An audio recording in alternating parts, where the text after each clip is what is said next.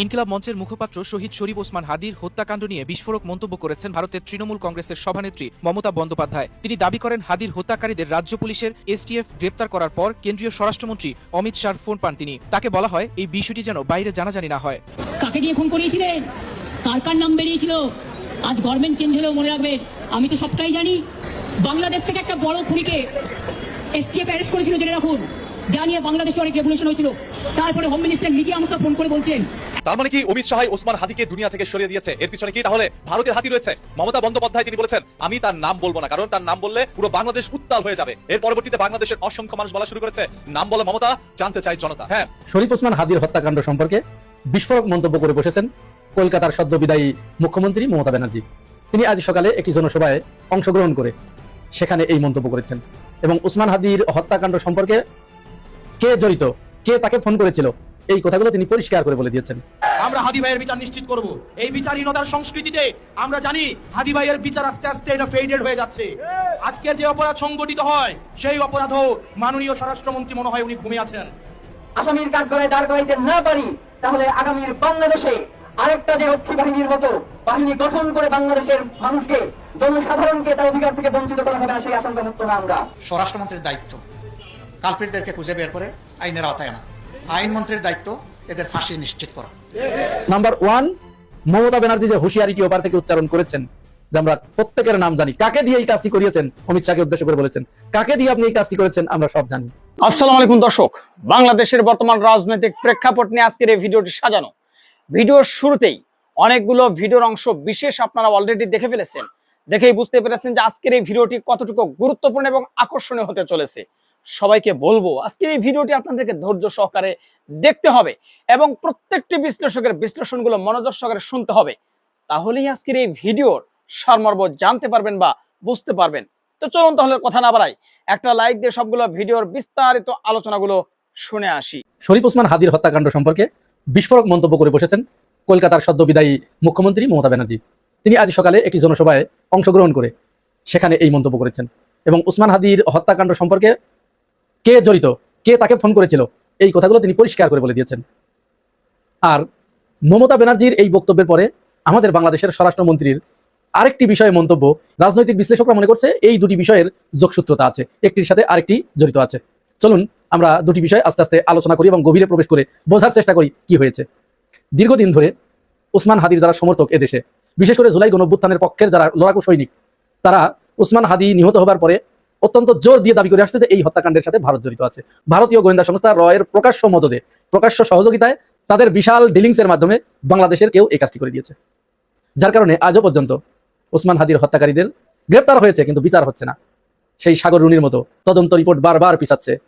সাগর রুনির হত্যাকাণ্ডের তদন্ত রিপোর্ট এ পর্যন্ত সম্ভবত 149 বার পেছানো হয়েছে, কিন্তু আজ হোক কাল হোক এই হত্যাকাণ্ডের কুলু উদ্ঘাটন হবেই হবে এবং তারই একটা ইঙ্গিত কিন্তু মমতা ব্যানার্জি আজকে দিয়ে দিয়েছেন। আচ্ছা, মমতা ব্যানার্জি কি বলেছেন আগে তার মুখ দিয়ে আসুন আমরা একটু শুনি, তারপরে আমরা ওই বিষয়ে একটু কথা বলি।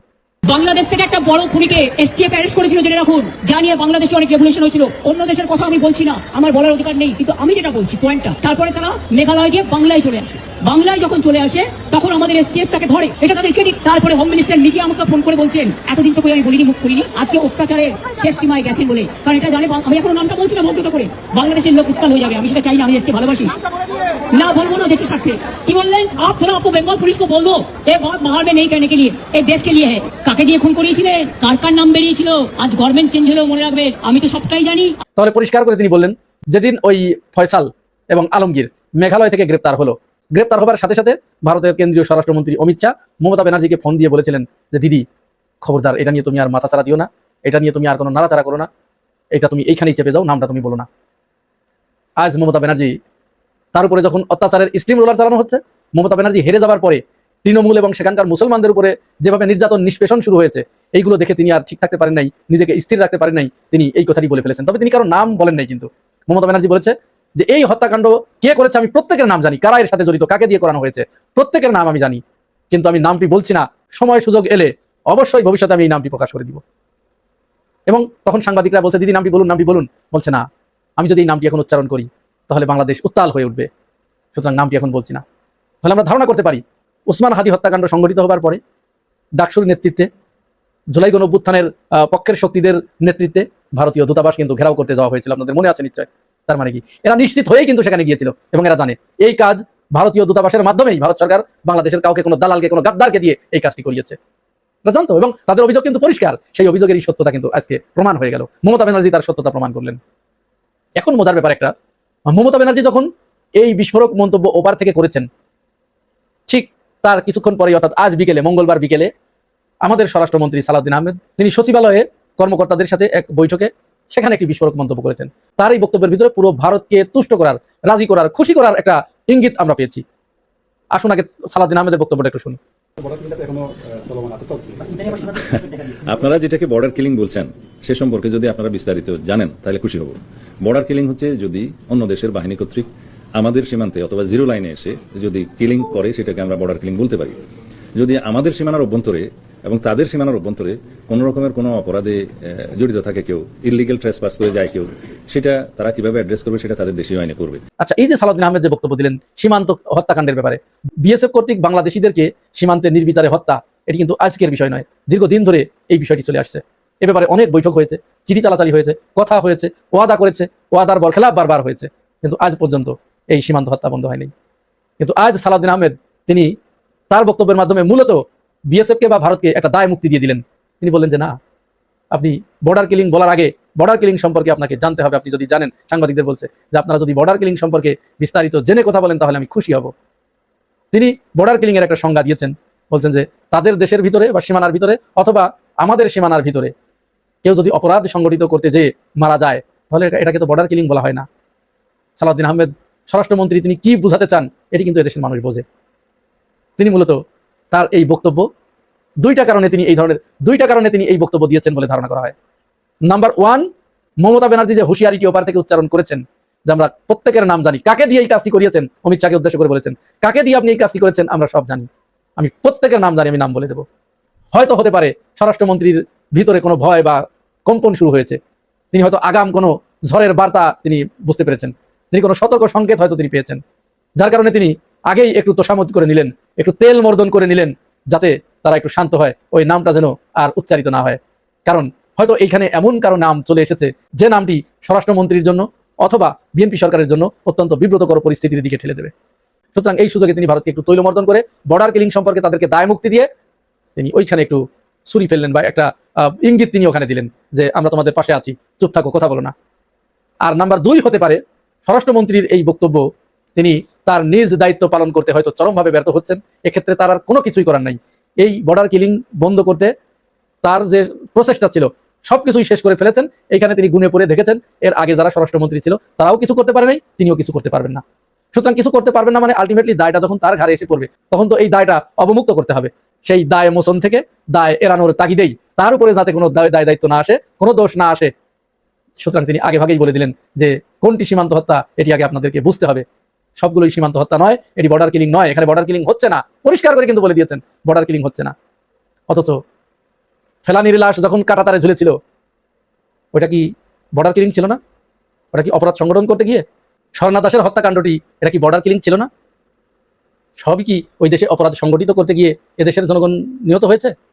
এমনকি স্বরাষ্ট্রমন্ত্রী আপনি নিজেই দীর্ঘদিন জোরপূর্বক অপহরণের শিকার হয়ে, যদি আপনার বক্তব্য সঠিক হয়ে থাকে, আপনি সেখানে আপনাকে পাচার করে দেওয়া হয়েছিল, পাঠিয়ে দেওয়া হয়েছিল, আপনাকে কি সেই দেশের আইন আদালত এগুলো মোকাবেলা করতে হয়নি? তাহলে এই আইন কানুন কেন? যদি কেউ অবৈধভাবে অনুপ্রবেশ করে থাকে বা অপরাধ সংগঠন করে থাকে তাহলে তো সেখানে তার আইন কানুন আছে, সেই আইনের ভিতর থেকে তার বিচার হবে, যেটি আপনার ক্ষেত্রে হয়েছিল।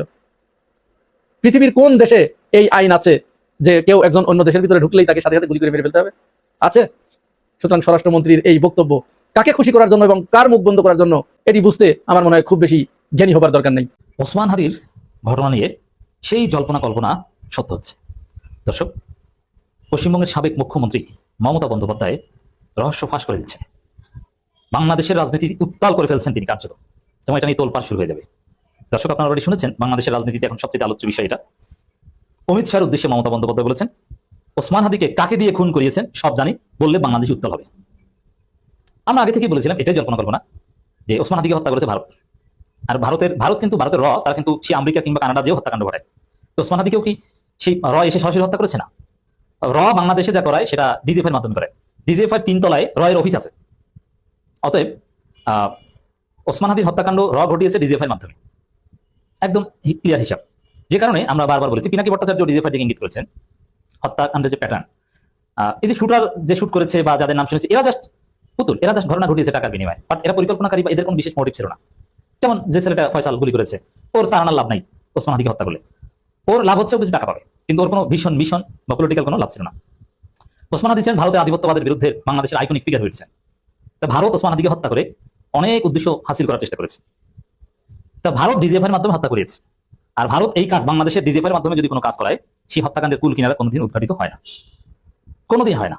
যেমন সাগররণী হত্যাকাণ্ড, এটা এমন শক্তি ঘটিয়েছে যে হত্যাকাণ্ডের কুল কিনারা কোনোদিন বাংলাদেশে কোনো সরকার পারবে না, বিএনপি সরকারও পারবে না, ইউনূস সরকারও পারেনি, আওয়ামী লীগ তো পারেনি। ওরকম ওসমান হাদি হত্যাকাণ্ডের রহস্য বাংলাদেশে যদি আরেকটা বিপ্লব হয়ে ইন্ডিয়ান হেজিমনি একদম শূন্যের কোঠায় নেমে যায়, কোনোদিন কেউ ডিজিএফআই একদম বিলুপ্ত করে দিতে পারে, তখন হয়তো আপনারা দেখতে পারেন যে ওসমান হাদি হত্যাকাণ্ডের বিচার হয়েছে বা প্রকৃত পরিকল্পনাকারী এটা জাতি জানতে পারবে। কিন্তু জানতে পারলেও তাদেরকে বিচারের আওতায় আনা ইটস ভেরি ইম্পসিবল। সর্বোচ্চ ডিজিএফআই কয়েকজনকে আপনি জেলে ঢুকাতে পারবেন বা ফাঁসি দিতে পারবেন, গুম খুনে জড়িত থাকার অভিযোগে ডিজিএফআই সাবেক কয়েকজন ডিজি এখন জেলে আছে না, এরকম পারবেন। কিন্তু একদম মূল পরিকল্পনাকারী তো ভারত, সে ভারতের মোদীর বিরুদ্ধে কি আপনি ইন্টারন্যাশনাল কোর্টে মামলা করতে পারবেন? না, তা পারবে না। আর মনে রাখতে হবে যে এটা সাউথ ব্লকের পার্ট। সাউথ ব্লক এটা যারা বোঝেন যে সাউথ ব্লকে ফরেন মিনিস্ট্রি আছে এবং প্রাইম মিনিস্টারের ব্যক্তিগত কার্যালয়, এগুলো সরাসরি মোদির মানে রয়ের প্রধান কিন্তু মোদি, রিপোর্ট করতে রয়ের রিপোর্টিং বস হচ্ছে Modi, that means prime minister. বাংলাদেশে যেরকম ডিজিএফআই রিপোর্টিং বস হচ্ছে prime minister, DGFI not under সেনাবাহিনী, DGFI is under prime minister. যার ফলে এই ডিজিএফআই কোনো ঘটনা ঘটালে এর কোনো ক্রীড়া উদ্ঘাটন কেউ করতে পারবে না। It's very simple. এই ডিজিএফআই কিন্তু ক্রিয়েট করা হয়েছিল রকে কাউন্টার করার জন্য। জিয়াউর রহমান, শহীদ প্রেসিডেন্ট জিয়াউর রহমান বাংলাদেশের সার্বভৌমত্ব রক্ষার জন্য রয়ের ষড়যন্ত্র রুখে দেওয়ার জন্য একটা কাউন্টার ইন্টেলিজেন্স দরকার ছিল, যার ফলে ডিজিএফআই প্রতিষ্ঠা করেছেন। কিন্তু কালের বিবর্তনে সেই ডিজিএফআই রয় দালাল হয়ে গেছে, এটা হাসিনা বানিয়েছে। কিন্তু ডিজিএফআই প্রতিষ্ঠার উদ্দেশ্য মোটিভ এটা অত্যন্ত ভালো ছিল। বাট ডিজিএফআই মতো একটা অনেকটা সামরিক গোয়েন্দার মতো, যদিও এটা নট ডিরেক্টলি কন্ট্রোল বাই সেনাবাহিনী, বাট অলমোস্ট লাইক সামরিক গোয়েন্দা। সেনাবাহিনী আলাদা গোয়েন্দা সংস্থা আছে আপনারা জানেন, তো এটা সেনাবাহিনীর লোকজনই চালায়, বাট রিপোর্টিং বস বা এটা আন্ডার এবং কচুকার তো ইসের মধ্যেই, ক্যান্টনমেন্টের মধ্যেই, বাট প্রাইম মিনিস্টার আন্ডার, প্রধানমন্ত্রী কার্যালয় আন্ডারে, এমনকি এনএসআই ওটা প্রাইম মিনিস্টার কার্যালয়ের অধীনে। তো এখানে এটা কোনো কুলকিনারা পাওয়া যাবে না। তবে আসলে অনেক কথাই ছিল যে এটা মির্জা আব্বাস করেছেন কিনা, অমুকে তমুকে নানান কথাবার্তা ছিল, কিন্তু ঘটনা ঘটার কয়েকদিন পরে আমরা স্পষ্ট করে বলেছিলাম এটা ভারত ঘটিয়েছে। এমনকি ওসমান হাদি হত্যার পর কিন্তু ভারতের বিরুদ্ধে স্লোগান হয়েছে, ভারতপন্থী পত্রিকা অফিসে হামলা হয়েছে, প্রথম আলো ডেইলি স্টারে হামলা হয়েছে। যদিও এই হামলা আমরা কখনোই সমর্থন করি না, এটা সুযোগ নিয়ে কোনো উগ্রবাদী গোষ্ঠী বা করে থাকতে পারে, বাট ভারতকে দায়ী করেছে মানুষ, এটা তো সত্য। এবং তখনকার সময় নানান বিশ্লেষণে আমি বারবার বলেছিলাম যে এটা ইন্ডিয়া ঘটিয়েছে, ভারতের আধিপত্যবাদের বিরুদ্ধে এই মহানায়ক শরীফ ওসমান হাদিকে ভারত সরিয়ে দিয়েছে। এর মাধ্যমে তারা অনেক কিছু করেছে, অনেক উদ্দেশ্য বাস্তবায়ন করেছে। দুঃখজনকভাবে হলো সত্য যে ওসমান হাদির বিরুদ্ধে বিএনপি অনেক নোংরামি করেছে, দ্যাটস ডিফারেন্ট। বাট এই যে এখন সেই কল্পনা সত্য হয়ে গেল।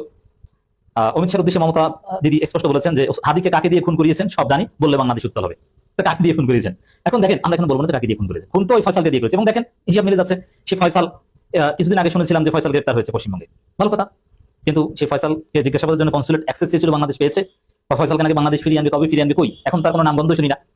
আর মানে দেখছেন যে ফয়সাল গ্রেপ্তার নাকি তাকে বাংলাদেশ জিজ্ঞাসাবাদ করতে পারেনি, ফিরিয়ে আনবে না কি বাল করবে, কোনো খবরই নেই। মানে এগুলো কারো হাতে না। ওসমান হাদি হত্যার রহস্য কুল কিনারা কাকে ধরছে, কাকে দিবে বাংলাদেশ, এগুলো কারো হাতে না, এগুলো ভারত যা করবে। এটা এখানে বাংলাদেশে বিএনপি সরকারের কোনো ভূমিকা নেই, এটা ভারত করেছে, এই জন্য আওয়ামী লীগ এটা সেলিব্রেট করেছে। এরপরে মমতা বন্দ্যোপাধ্যায় কাকে দিয়ে খুন করিয়েছেন এটা সে সব জানে।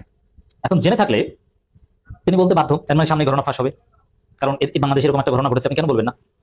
আর তিনি সরাসরি না বললেও তার মুখ থেকে সাংবাদিকরা নানানভাবে এটা বের করার চেষ্টা করবে।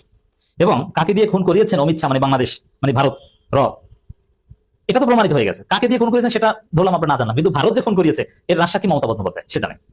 সে মুখ্যমন্ত্রী ছিল, পশ্চিমবঙ্গে তাদেরকে আশ্রয় দিয়েছিল, সেই যারা শুট করেছে তাদেরকে ধরা টলা নাটকীয়তা এগুলো বা কখন মানে হিসাবটা দেখেন, খুন করে নিরাপদে ভারতে ঢুকে গেছে, বাংলাদেশের কেউ তাকে আটকাতে পারেনি, ভারত আশ্রয় দিয়েছে, ভারতে পালিয়ে থাকতে পেরেছে, ভারত তাকে ধরে নিরাপদে রেখেছে, বাংলাদেশের হাতে ফেরত দেয়নি, এটা ভারত করেছে, এটা স্পষ্ট, প্যাটার্ন দেখে বোঝা যায়। অতএব খুন ভারত করিয়েছে এটা স্পষ্ট, কিন্তু কাকে দিয়ে করিয়েছে সেটা সাংবাদিকরা আশা করি খুঁজে বের করবে, আর সেটা খুঁজে বের না করলেও সমস্যা নেই, ভারত খুন করিয়েছে এটা স্পষ্ট হয়ে গেল। আর ভারত খুন করিয়েছে কার মাধ্যমে এটা বললাম যে ভারতের ওখান থেকে কে কোঅর্ডিনেট করেছে এটা মমতা জানেন, বাট এটা যে বাংলাদেশের ডিজিএফআই এর মাধ্যমে এক্সিকিউট করেছেন এটা পিনাকি ভট্টাচার্য বলেছেন। আর বাংলাদেশ উত্তাল হবে, ভারতের বিরুদ্ধে উত্তাল হবে, বাংলাদেশ উত্তাল তার বাংলাদেশের কারো বিরুদ্ধে না, সম্ভবত এটাই। আর এখানে সাংবাদিকরা এটা খুঁজে বের করবে বাকি রহস্য। তবে এখানে আরেকটা মোটিভ থাকতে পারে, ভারতের কাউকে এভাবে বিশ্বাস করা যায় না, যদিও মমতা অলওয়েজ প্রো মুসলিম পলিটিক্স করে আসছে, গণতান্ত্রিক রাজনীতি করে আসছে। এখানে যে মমতা কারো একজনের নাম বললো বাংলাদেশের, তারপর এটা নিয়ে বাংলাদেশের রাজনৈতিক দলগুলোর মধ্যে একটা মারাত্মক বিভেদ তৈরি হলো। দর্শক আশা করি সবগুলো ভিডিওই দেখেছেন এবং সকল বিশ্লেষকদের বিশ্লেষণগুলো মনোযোগ সহকারে আপনারা শুনেছেন। তো প্রত্যেকটি বিশ্লেষকের বিশ্লেষণগুলো শোনার পরে আপনারা কি জানলেন বুঝলেন অবশ্যই আপনাদের মূল্যবান মতামত আজকের এই ভিডিওর কমেন্ট বক্সে জানিয়ে দিন।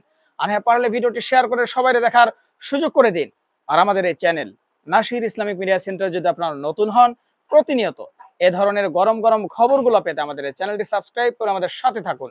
ইতিমধ্যে যারা অলরেডি সাবস্ক্রাইব করে দিয়েছেন সবাইকে অসংখ্য ধন্যবাদ জানিয়ে ভিডিওটি এখানে শেষ করছি। ভালো থাকবেন সবাই, আল্লাহ হাফেজ।